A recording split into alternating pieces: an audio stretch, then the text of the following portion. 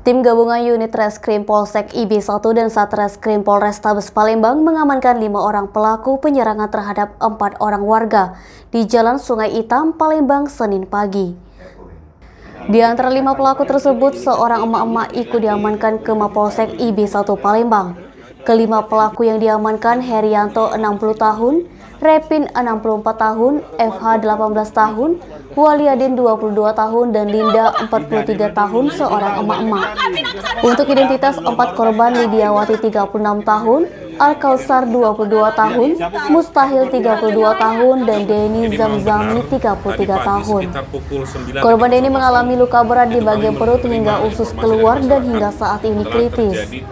Kompol Haris mengatakan antara korban dan pelaku ini memiliki hubungan keluarga. Motifnya dipicu karena membersihkan selokan di depan rumah salah satu korban. Untuk keempat korban penyerangan saat ini masih dalam perawatan medis RS Siti Khadijah Palembang. Menurut Anggun, salah seorang kakak korban, saat kejadian dia sedang berada di rumah.